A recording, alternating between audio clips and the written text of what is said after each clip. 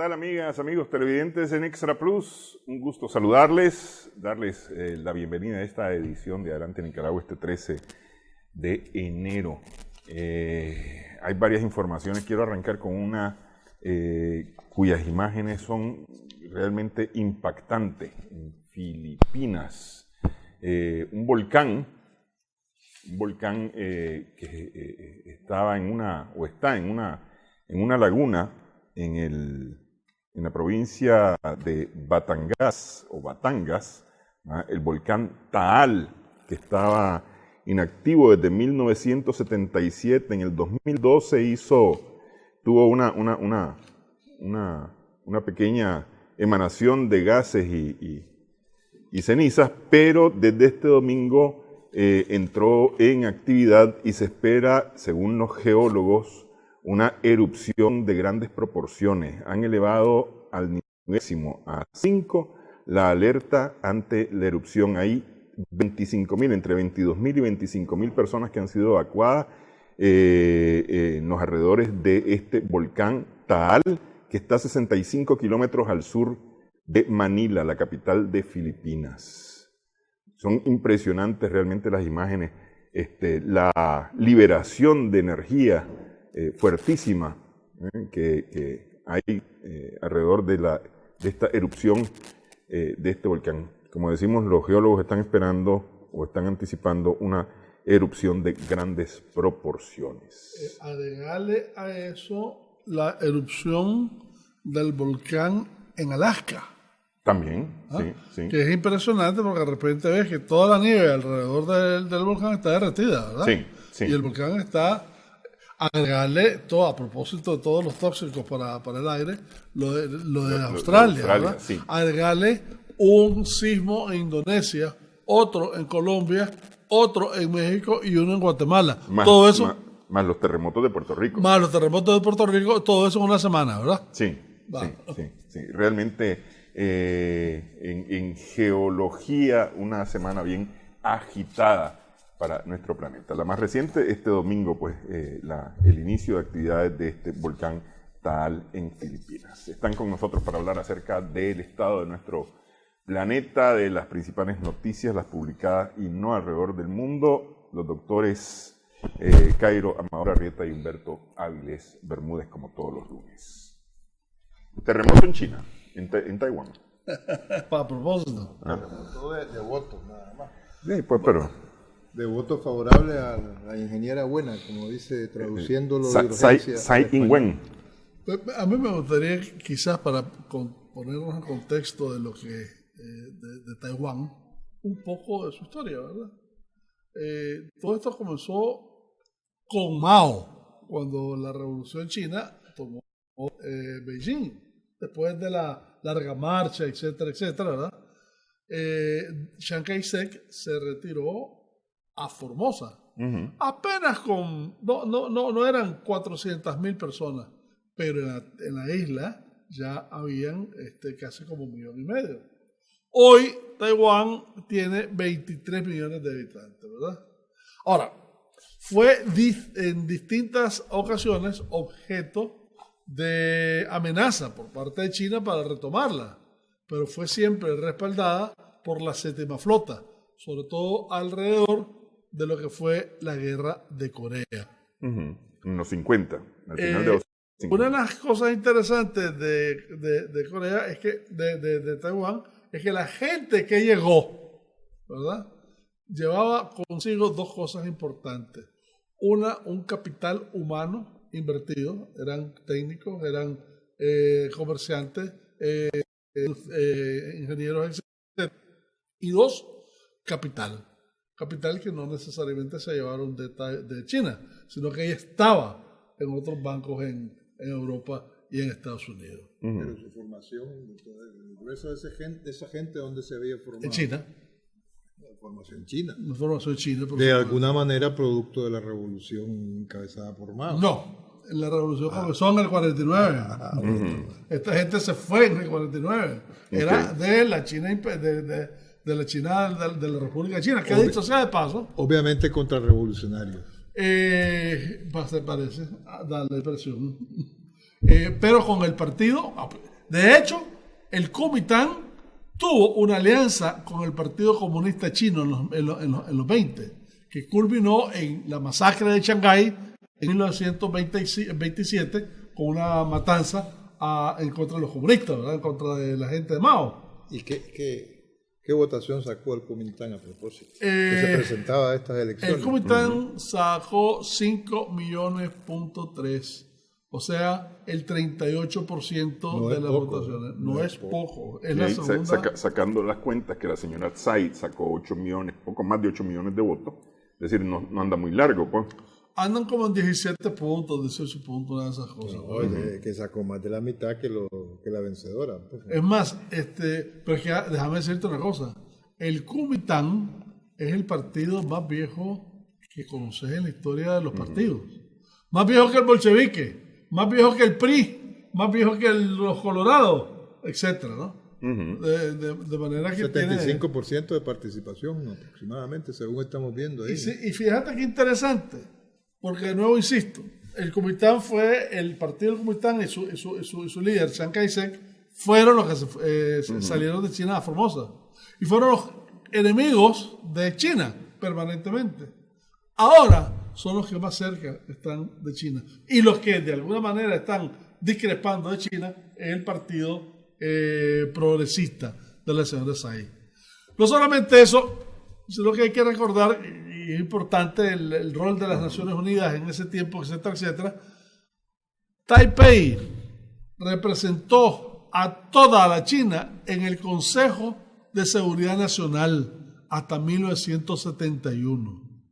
Dentro del Consejo, dentro de los que tenían el veto, en un momento determinado, si se quiere, para aceptar o no las resoluciones de las Naciones Unidas, era Taipei. En el Consejo de Seguridad de Naciones Unidas, no en el Consejo de Seguridad Nacional, es que de repente me quedé pensando en el Consejo de Seguridad Nacional de China. Pero la gran tragedia diplomática para Taiwán es que de los 22 países que el año pasado lo reconocían en el mundo, la diplomacia de la República Popular China le arrebató, si se me permite la expresión, 7.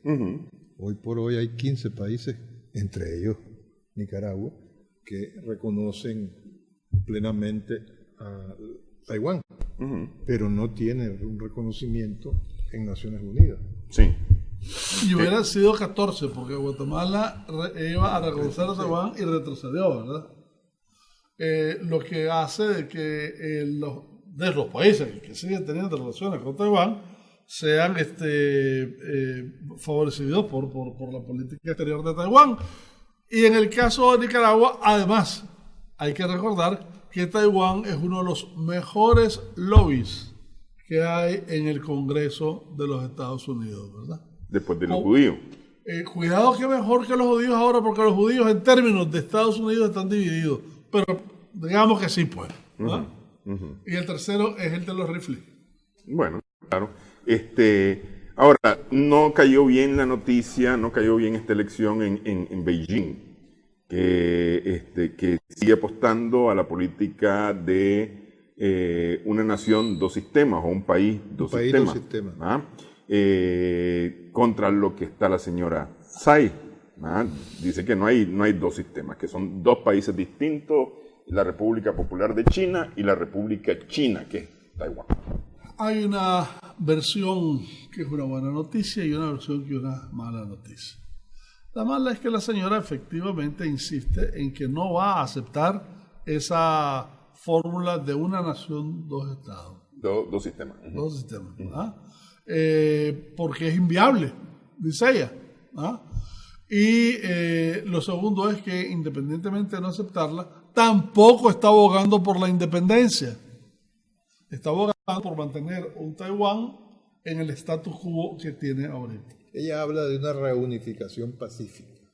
Y le pide a China, ¿verdad?, que reconsidere no solamente el uso de la fuerza, que en un momento determinado, Xin hace rato dijo de que sería interesante la gran China que se una de nuevo, y dejó en el último párrafo la posibilidad de usar la fuerza si era necesario. Sí, pues porque ya La séptima flota no se ha paseado mucho últimamente por ahí.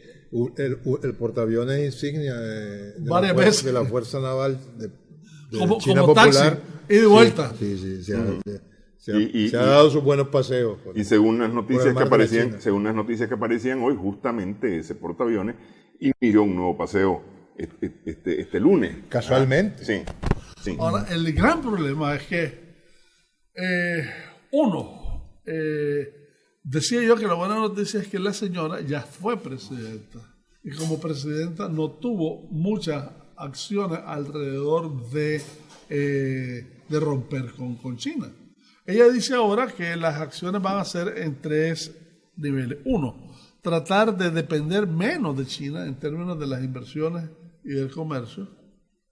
2, no abogar por la independencia, sino por mantener el estatus.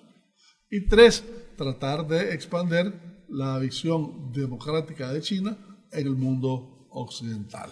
Ok. ¿Y qué ha jugado con todos los acontecimientos de Hong Kong? ¿Cómo jugaron en estas elecciones? Ese es precisamente la gran pregunta. Porque, mira, aquí habían problemas de salario mínimo, problemas de pensión de retiro, de retiro, habían problemas de comercio, no ha habido crecimiento en los últimos años, y todo eso fue un ataque permanente contra la señora. Es más, el año pasado tuvieron una derrota brutal en términos de las elecciones municipales, al punto que la señora llegó a romper llegó a renunciar a liderar a su partido. Y las principales ciudades simplemente las perdieron. Entonces, aparte de que la presencia de China en estas elecciones fue más que evidente, pero mucho más que evidente, y está documentada. La cantidad de cuentas que se abrieron, las falsas noticias, se dan cuenta que eso que estamos hablando por estos lados. La cantidad de mensajes, etcétera, por toneladas, sí, ¿verdad? De manera que aún así, y con todo, los paseos que está hablando Humberto del taxi del transbordador. Un taxi muy particular. Muy particular. Sí. Todo eso se perdió. Pero la pregunta es, ¿qué papel jugó Hong Kong en todo esto? Uno de los mayores impulsadores de la plataforma política de la señora Tsai. Fue el ejemplo de Hong Kong, a pesar de que te dije de todas las cuestiones internas, etc. Pero ahora la pregunta es, ¿y qué rol entonces va a jugar la elección de esta señora con esta plataforma política en Hong Kong? Está por verse. Como está por verse también cuál va a ser la actitud china, sobre todo con Hong Kong, porque estoy claro de que con la señora ya tiene cierta experiencia, la señora no necesariamente está pidiendo independencia, pero los otros están con esta victoria, pueden estar muy envalentonados, y ya tienen más de 8 meses de estar permanentemente. ¿Hasta cuándo va a permitir China eso? O simplemente los va a dejar hasta que se cansen. Como dicen las películas, las novelas mexicanas, veremos el próximo capítulo. Bueno, vamos a hacer pausa en esta edición de Adelante Nicaragua.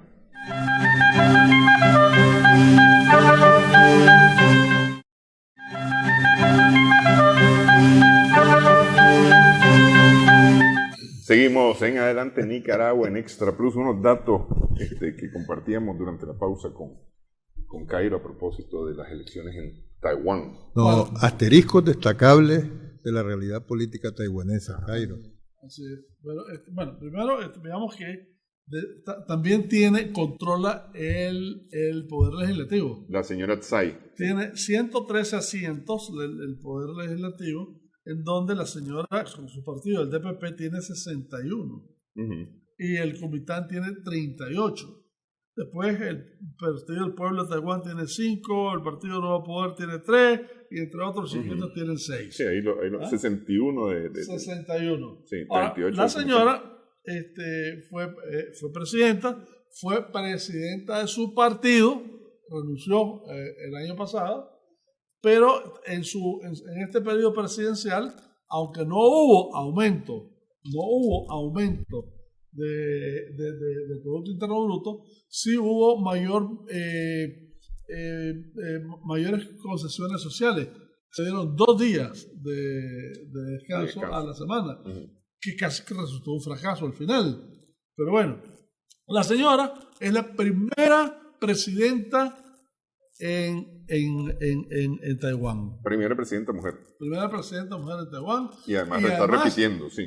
Además está repitiendo y además en su mandato es el primer país asiático que contempla la unión de personas del mismo sexo. Que legaliza la unión de personas del mismo sexo.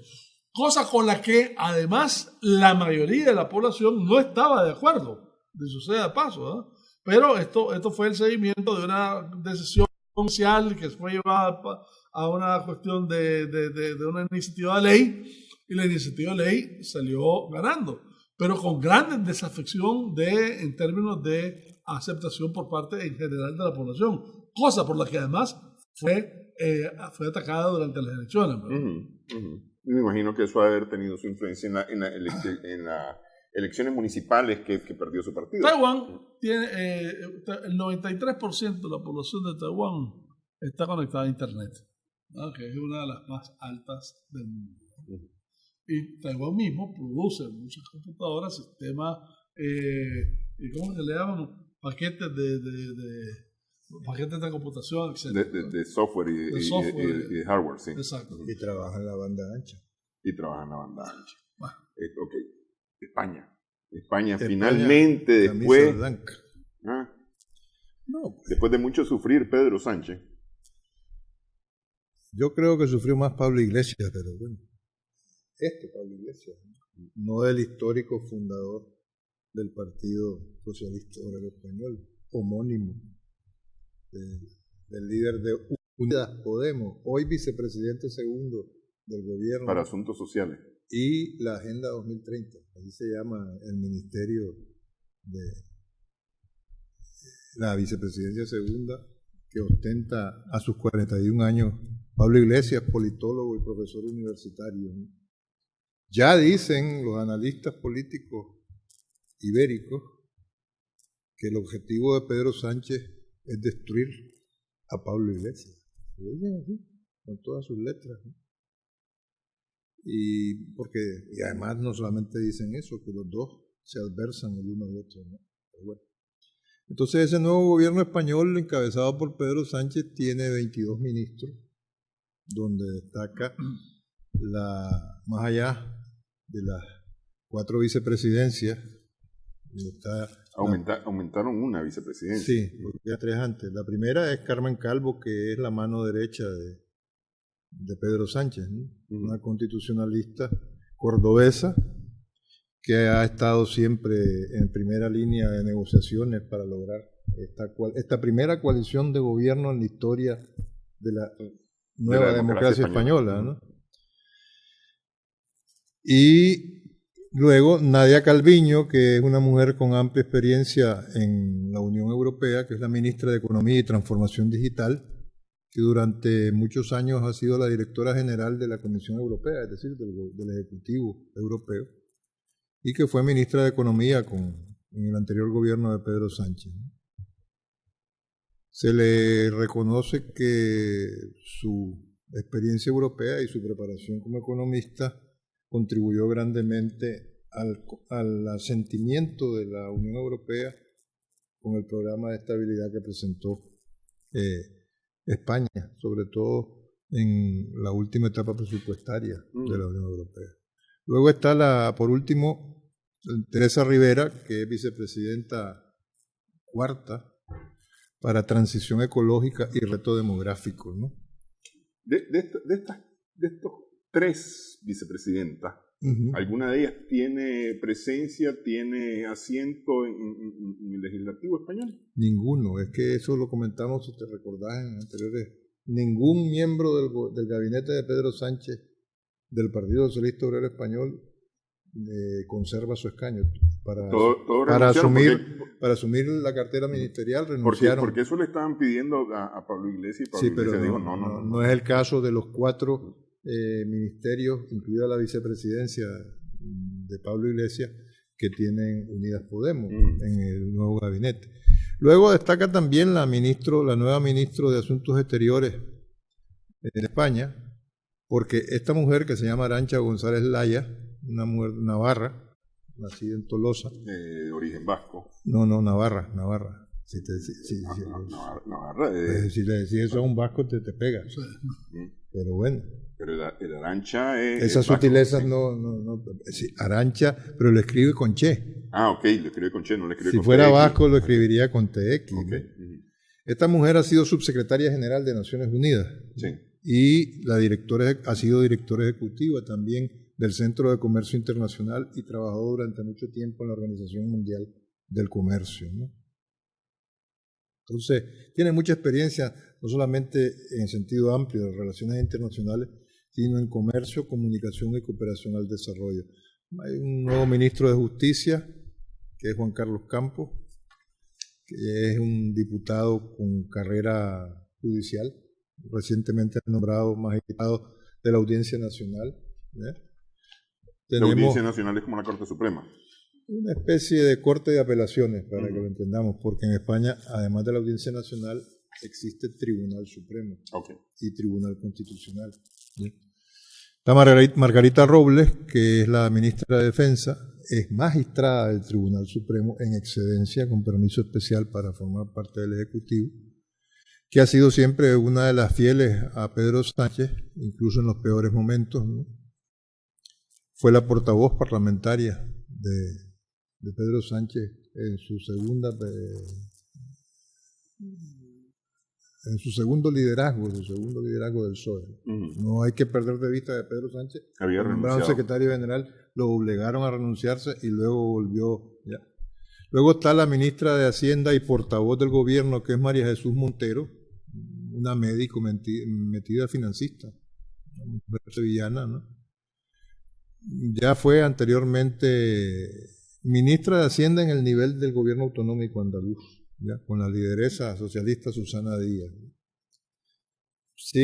Repite como el Interior, un ministro que le llaman mediático, Fernando Grande Marlaska, ¿ya?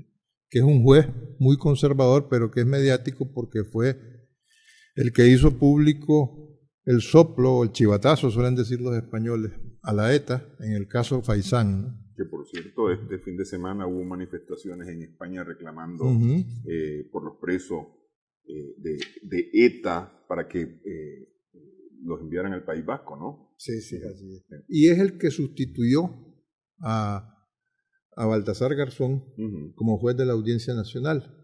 Es un hombre muy mediático, ¿por qué? Porque desde el año 2006, desde hace 13 años, hizo pública su condición de homosexual y se ha destacado como un gran activista por los derechos del colectivo LGTBI. De la diversidad. Sí. Repite como ministro de Transporte, Movilidad y Agenda el valenciano José Luis Ábalos, que es el tercer hombre del Partido Socialista Obrero Español, es el secretario de organización. Es un hombre que se ha manejado perfil bajo, pero con un gran poder en el entorno cercano a Pedro Sánchez. La ministra de Educación es una vasca, esta sí es vasca, Isabel Celaá, bilbaína para más señas, repite la cartera de Educación en la cartera de Educación. ¿Qué cambia, Humberto, del gobierno en funciones al gobierno ya electo del PSOE ahora con esta coalición con Unidas Podemos? A ver, hay algunos ministerios nuevos, hay algunos ministros nuevos, hay otros que están prácticamente repitiendo. Cambia, a todas luces, todo lo que es la parte social del gobierno español. ¿No? ¿Qué es lo que estaba pidiendo Unidas Podemos? Y destaca la ministra de Trabajo, que es Yolanda Díaz, que es una antiquísima, no por vieja, ¿verdad? Cronológicamente hablando, tiene 48 años, es una mujer originaria gallega, de La Coruña, un pueblito cercano a La Coruña, el pueblo de Fene, que es una abogada laboralista que desde su más temprana edad en política era militante del Partido Comunista, ¿no? Y viene de una trayectoria familiar muy amplia de sindicalista, ¿no? Ella más bien fue la que reclutó a Pablo Iglesias para las cercanías del Partido Comunista en una época, ¿no? Hasta que desde el 2012 Pablo Iglesias la fichó, si se puede decir, como asesora de él, ¿ya? Perdón, al revés, ella fichó a Pablo Iglesias para que fuera asesor de la alternativa gallega de izquierda en las elecciones autonómicas de Galicia, ¿no? Está el ministro de Seguridad Social, Inclusión y Migraciones, que se llama José Luis Escrivá. Que igual es Podemos, Unidas Podemos. Sí, claro, está por ahí. Él es el creador de esa fusión de seguridad social, inclusión y migraciones, ¿no? Está Reyes Maroto, que es una mujer a cargo de la cartera de Industria, Comercio y Turismo, ¿ya? Profesora de la Universidad Carlos III, joven, 46 años, repite a cargo de esa cartera, ¿ya? Y es del Partido Socialista, pero es una famosa negociadora de los socialistas. El ministro de Agricultura, Pesca y Alimentación es un valenciano que repite al frente de esa cartera, se llama Luis Plana. Luego tenemos a Carolina Darias, que es una canaria de las islas, originaria de las Islas Canarias, en la cartera Política Territorial y Función Pública, también socialista. Y aquí sí destaca la cónyuge y pareja mediática y parlamentaria y dirigente de Izquierda Unida en su día y de Unidas Podemos ahora, Irene Montero, que es la ministra de Igualdad, y dicho sea de paso, es la ministra más joven. Es cónyuge de Pablo Iglesias, y madre de 2 gemelos, dicho sea de paso. Tiene 31 años. Pero ella no es la que fue a amamantar en el... No, es otra compañera cuyo nombre no preciso en este momento, pero no es Irene. Entonces Irene fue miembro de las Juventudes Comunistas, se destacó como dirigente y organizadora de la plataforma de afectados por la hipoteca, ¿ya? Antes de integrar Podemos, ¿ya? Y después de lo que se conoce en la política española y en particular de Izquierda Unida y de Podemos como el Congreso de Vistalegre II, que es donde se partió el partido Podemos, sustituyó a Ignacio Rejón, el disidente más famoso, que un día fue número 2 de Pablo Iglesias, en la portavocía de Podemos en el Parlamento, ¿no? Luego está el ministro de Cultura y Deportes, ¿ya? Que sí es nuevo en el gabinete, un valenciano que es el portavoz adjunto del Grupo Parlamentario Socialista, pero en la Asamblea Autonómica, entiéndase el Parlamento Autonómico Madrileño, de la Comunidad de Madrid. Es un discípulo de un socialista muy famoso por ser padre de la Constitución Española promulgada en el 78, discípulo de Gregorio Pérez Barba. Sí, es decir, después de memoria... De recuperar la democracia en España tras Franco. Así es.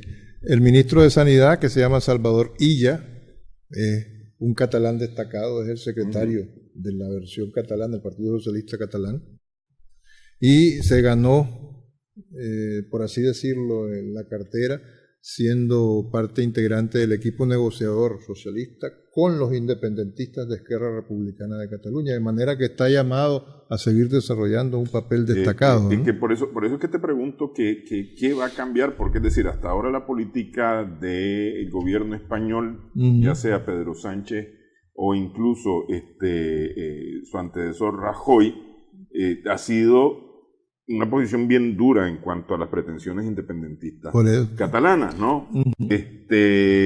Que no ha sido necesariamente la posición de Podemos. Podemos no ha sido de una posición dura y cerrada contra las pretensiones independentistas. Por eso es que yo pienso que ahí van a ser un buen tándem Salvador Illa y el ministro mayor del nuevo gabinete, que es de Izquierda Unida, que es Manuel Castells, que es el ministro de Universidades. ¿Ya? Que es Podemos, claro. Sí. Que es de Podemos, sí. Antes de eso, el ministro masculino, el varón más joven, y varón con V, no con B, que dicen, porque en el PSOE hay una tradición que dicen los varones del PSOE, que son los líderes territoriales del partido, ¿no? Alberto Garzón, que es el líder de Izquierda Unida y es ministro de Consumo, ¿no? Tiene 34 años, es un riojano de la Rioja Española, de Logroño, sigue siendo militante del Partido Comunista Español y se siente muy orgulloso de su comunismo, ¿ya? Hasta el punto que escribió un libro que se llama ¿Por qué soy comunista?, ¿no? Desde hace 3 años, ¿no? Y por supuesto republicano convencido.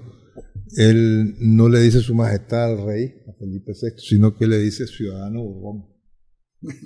Son cosas que... Y por último, porque ya mencionamos a Manuel Castel, que es el decano cronológico, con 77 años como ministro de Universidades, es un célebre científico social mundial, hasta el punto de que en lo que es estudio de la sociedad de la información es una referencia imprescindible, un gran investigador, tiene publicado más de 40 libros y trabajos científicos y ha sido asesor de cualquier cantidad de organismos internacionales, desde la UNESCO hasta la Unión Europea, ¿no? O sea, autor de 26 libros y editor de otros 22, y doctor honoris causa por 18 universidades europeas. Ese es Manuel Castel, el ministro de Universidades. Y antes de él, el ministro de Ciencia e Innovación es muy famoso porque es astronauta, el único astronauta español, ¿no? Pedro Duque, ¿ya? Ya era ministro de Ciencia e Investigación, en 1992 formó parte del primer equipo de astronautas europeos, ¿no? Y lo han querido cuestionar porque dicen que se compró una casa a través de una sociedad que tenía, donde aparece su nombre y el de su esposa. Bueno, ¿Es gabinete de lujo? Pues... Por lo menos oyendo, por ejemplo, el de universidades, el ministro de universidades. Tiene estrellas de izquierda, muy señaladas desde el comunismo tradicional, representado por un joven, en este caso Alberto Garzón, o la gallega, ¿ya? Y un connotado científico social como Manuel Castel. De lujo, pues habrá que ver si realmente esa fama y experiencia que le precede a la nueva canciller, a la nueva ministra de Asuntos Exteriores, hace honor a la realidad, ¿no? Disculpame un segundito, Cairo, porque por lo menos lo que intenta o pretende Podemos es, de su presencia en el gobierno, mostrar su lado social, su fuerza social, sí, pero también la implementación de sus planes sociales.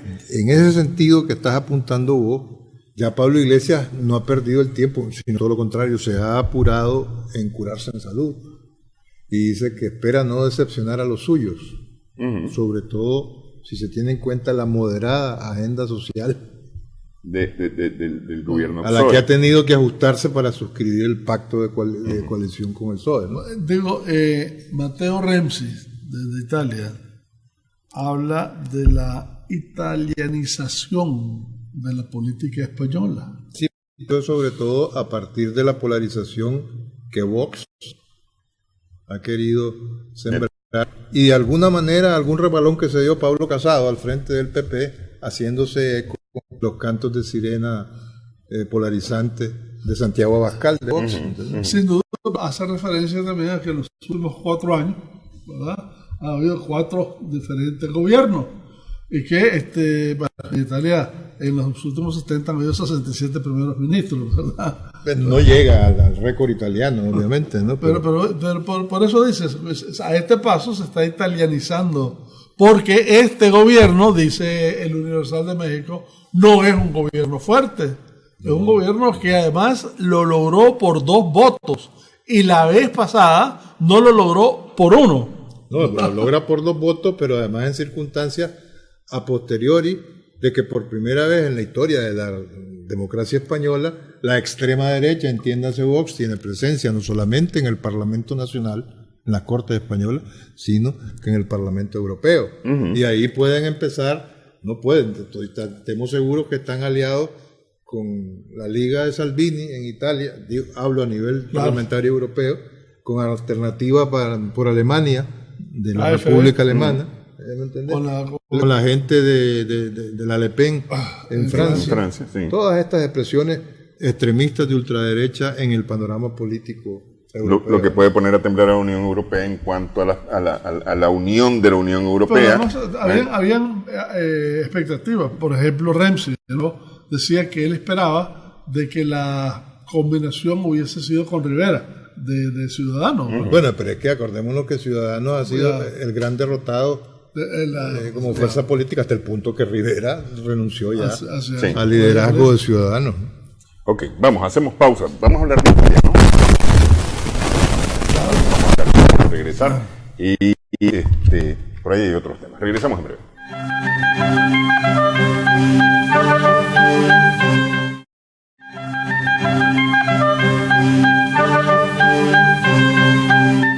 Seguimos en Adelante Nicaragua en Extra Plus por razones de agenda. Humberto nos ha dejado solos aquí con Cairo. En Italia las cosas están...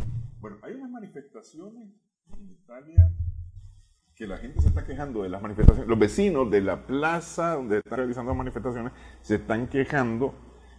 Fíjate que anduve buscando yo las razones de manifestaciones y no encontré. Lo que me encontré fueron las quejas de los vecinos por el ruido y por la contaminación, porque queman llantas y demás.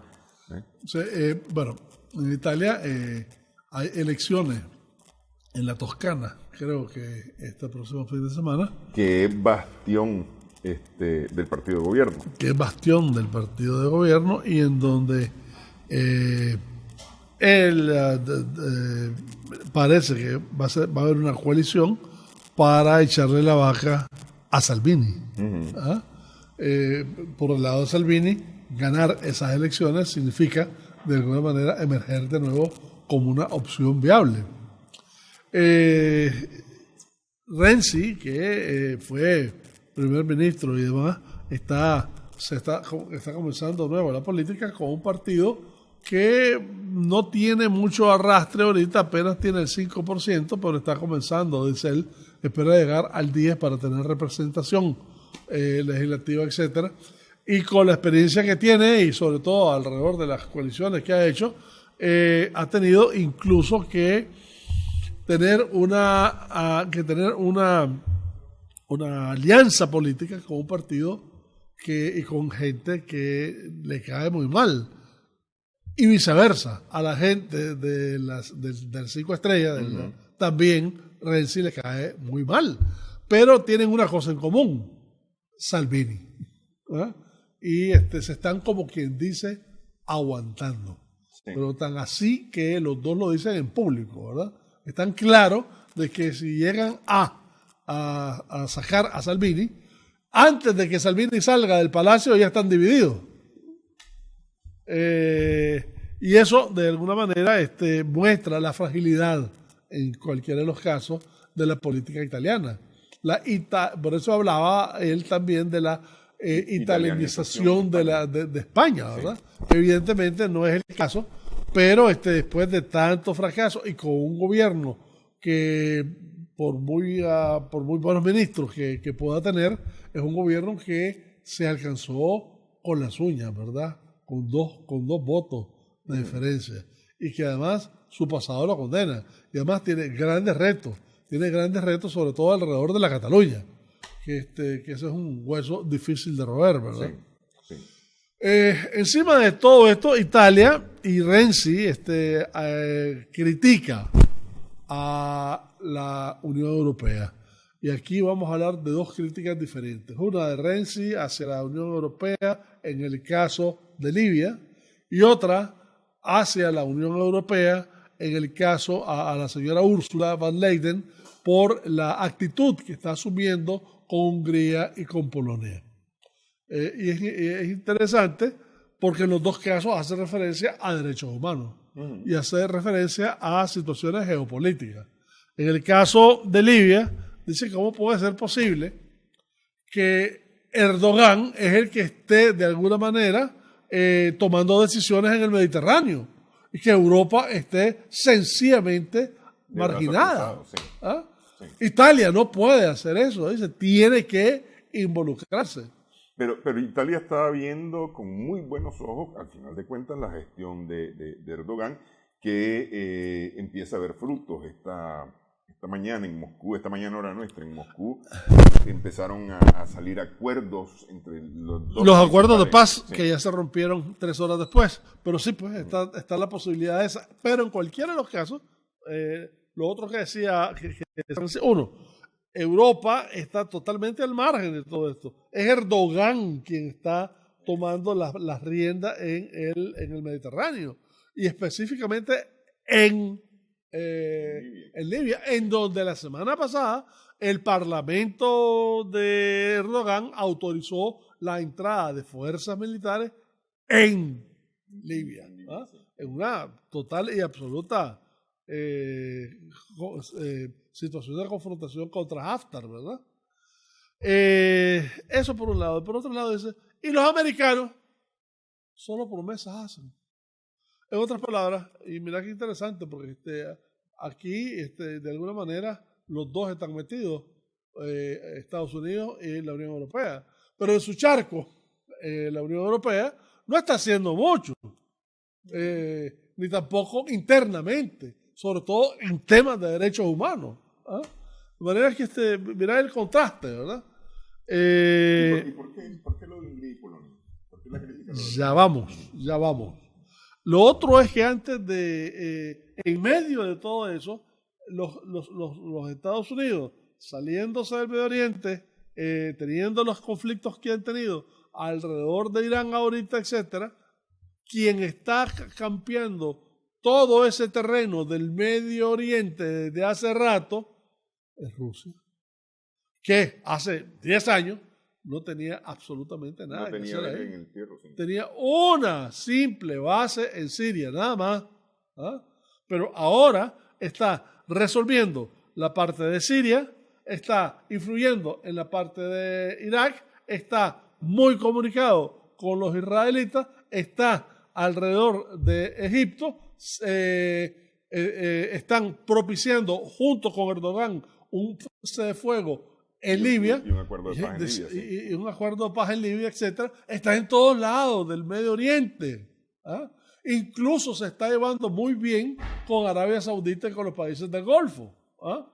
En un ejemplo en términos prácticos de una agresividad, de una política exterior en donde por una parte supo sacar ventaja a los defectos de sus adversarios, en este caso de Estados Unidos, pero además de forma muy propositiva en términos de su propia política exterior, lo que la coloca en estos momentos en una posición incluso mejor que China con respecto al Medio Oriente. Ok, abro un paréntesis. Qaboos bin Said Al Said, 79 años, sultán de Omán, falleció este fin de semana. En algunos medios lo encontré descrito como el gran mediador de la región. Así es. Y hablan de zapatos grandes para su sucesor en esa misma línea. Primero, acordate de Omán. Es el más chiquito de los países del Golfo, ¿verdad? Y además el 43% de su población es expatriado. En 1960, ¿verdad? Omán tenía 10 kilómetros de carretera. Imagínate. Y tenía 3 institutos de secundaria. Y era el padre de Omán el que decidía quién estudiaba, quién no estudiaba, quién trabajaba, quién no trabajaba, qué se hacía o qué no se hacía. De hecho, en 1970, él le da un golpe de Estado al padre. Un golpe de Estado un poquito... de acuerdo. Con toda la gente alrededor del padre. No hubo un solo herido, ¿verdad? Fue simplemente decirle, bueno, hasta aquí llegaste, ¿verdad? Y a partir de eso comienza una política de modernización. Sobre todo coincidió, acordate, los 70, 71, con los altos precios del petróleo que le dio unos ingresos bastante altos y comenzó a construir Omán, ¿verdad? Comenzó a construir Omán y comenzó internamente a ser un tanto amplio. Lo que no quiere decir que a quienes se les oponía lo sacaba del juego rápido. ¿Verdad? Eso estamos claros. Pero en ese proceso vio que la mejor, estratégicamente hablando ya en política exterior, la mejor posición para él, para guardar su independencia de su reinado, etcétera, etcétera, con respecto a Arabia Saudita, era tener buenas relaciones con Irán. ¿Ah? Y haciendo eso, y en el proceso, se convirtió en el gran mediador. De hecho, en el gran mediador no solamente de Irán con Arabia Saudita, en donde tuvieron varias reuniones en años pasados, autoridades de alto nivel de Arabia Saudita con autoridades de alto nivel de Irán, sino también tratando de arreglar el problema de los hutis con Arabia Saudita. Sí. Y esa posición nadie la podía jugar en el Medio Oriente. Él fue el artífice de esa estrategia de negociación. Y por eso, al que le toque al heredero. Sí. Al heredero se la va a ver difícil porque esas eran unas negociaciones son unas negociaciones muy complicadas, y más ahora.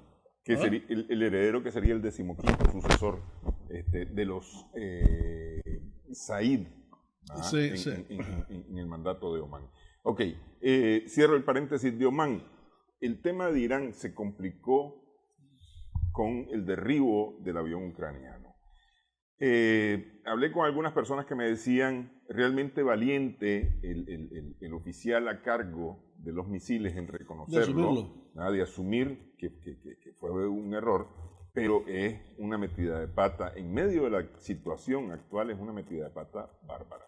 Hay una parte técnica que creo que no fue culpa del que tiró el misil, sino culpa de las autoridades de aviación civil.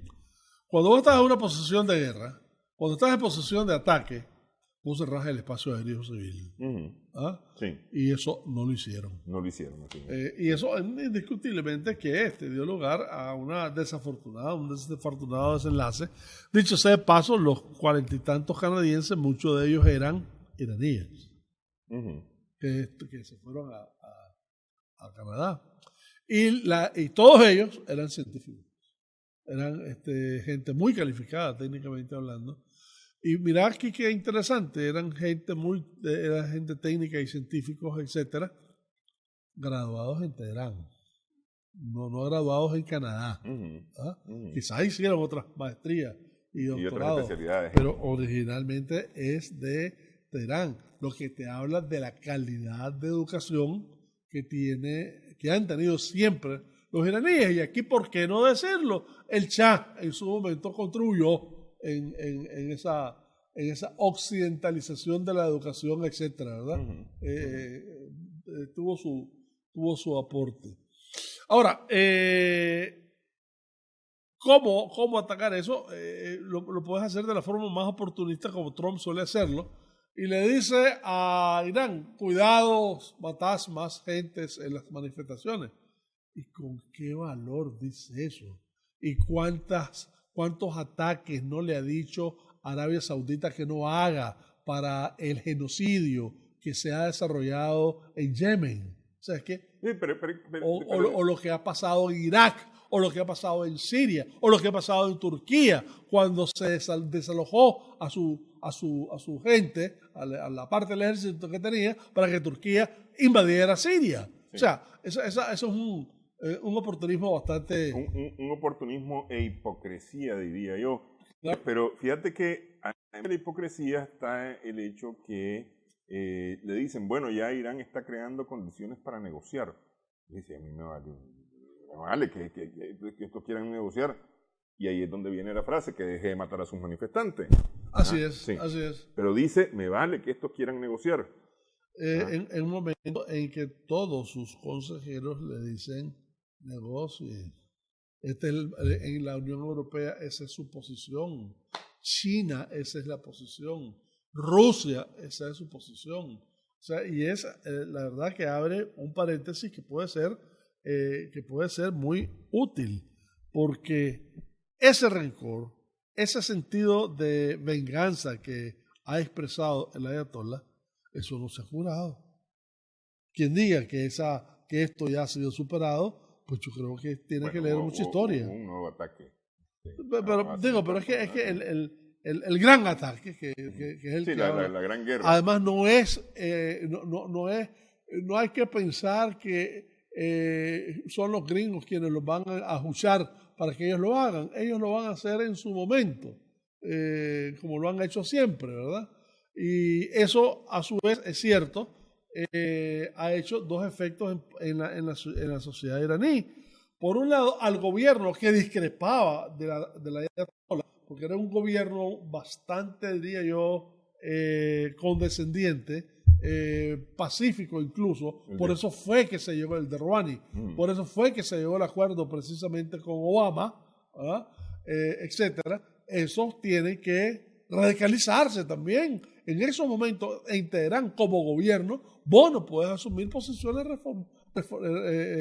reformadoras, en estos momentos conciliadoras, en estos momentos en que todo el mundo está con el ánimo muy en alto, ¿verdad? Lo segundo es que, a su vez, al gobierno es que le cae la culpa de todas estas manifestaciones que están habiendo. De manera que el resultado va a ser, evidentemente, de que el gobierno ha bajado su nivel de popularidad y su nivel de aceptación en términos de las acciones de su gobierno, y que de cara a unas nuevas elecciones probablemente entonces lo que estás apuntando es a otro Ahmadinejad, que es de la línea más dura. De la línea más dura. Sí. Bueno, así están las cosas. Te agradezco, Cairo, los comentarios, la información del día de hoy en esta edición de Adelante Nicaragua. Igualmente para Humberto, que decíamos por temas de agenda nos tuvo que abandonar. Gracias también a nuestras amigas, amigos televidentes por su sintonía. Esperamos que el programa en esta edición haya sido de provecho para ustedes.